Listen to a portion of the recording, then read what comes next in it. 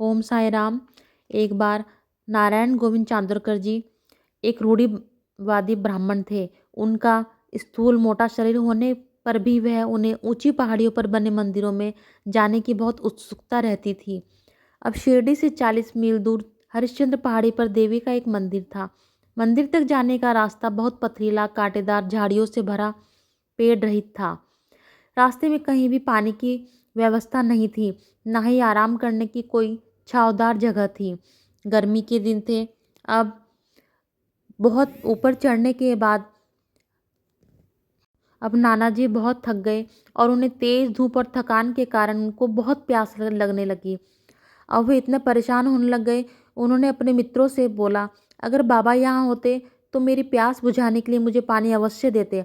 अब मित्रों ने मजाक बनाना शुरू कर दिया कि बाबा यहाँ कहाँ पानी की व्यवस्था करेंगे।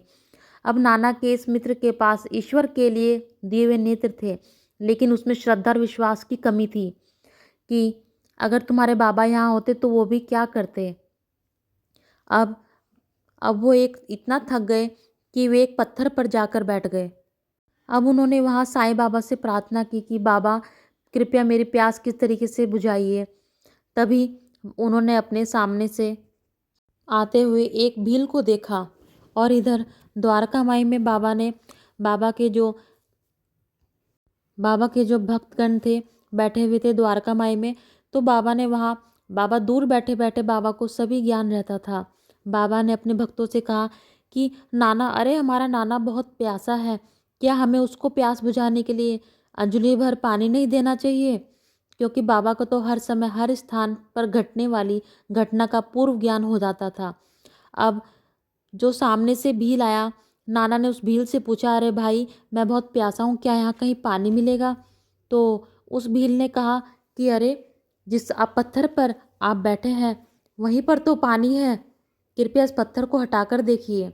अब नाना और उनके मित्रों ने उस पत्थर को हटाकर देखा तो वहाँ पर उसमें अंजनी भर जल था, जो नाना जी की प्यास बुझाने के लिए बहुत था। अब उन्होंने अपनी प्यास बुझाने के लिए खूब पानी पिया और उनकी थकान भी मिटी और उनको आराम भी मिला। फिर उन्होंने अपनी आगे की यात्रा पूर्ण की। उसके बाद कई दिनों बाद जब नाना शिरडी गए तो वहाँ पर बाबा ने कहा कि अरे नाना, तू उस दिन प्यासा था ना, मैंने तुझे उस दिन पानी पिलाया था, याद है तुझे। उस भील के रूप में आकर मैंने ही तो तुझे रास्ता दिखाया था। तब नाना जी इतने हैरान हुए और उनकी आंखों से झरझर आंसू बहने लगे। उन्हें बाबा पर इतना प्रेम आया उन्होंने कि बाबा, आप हम यहाँ बैठे रहते हैं और हम सोचते हैं कि आप कैसे हमारी मदद करते हैं, और आप ज़रूर हमारी मदद करते हैं। जब तुम बाबा ने बोला, नाना जब तुम प्यासे थे तो मैंने तुम्हें पानी दिया था, क्या तुमने पी लिया था। नाना बाबा की शक्ति से इतने प्रभावित हुए कि नाना का बाबा के प्रति विश्वास और प्रेम और भी पक्का तब हुआ जब शिरडी के कुछ भक्तों ने उन्हें मस्जिद में हुई नाना के प्यासा होने वाली घटना का पूर्ण विवरण बताया। अब नाना को विश्वास हो गया कि बाबा तो सर्वशक्तिमान, सर्वव्यापी व करुणा के सागर हैं। सच्चे भक्तों के मन में यह शंका कभी नहीं आनी चाहिए कि जो कुछ हो रहा है वह संयोग से हो रहा है। हर स्थिति में हमें मन को एकाग्र कर सोचना चाहिए कि जो कुछ भी घट रहा है यह सब बाबा ही करवा रहे हैं। साईं बाबा की कृपा आप सब पर सदैव बन रहे। ओम साई राम, जय साई राम।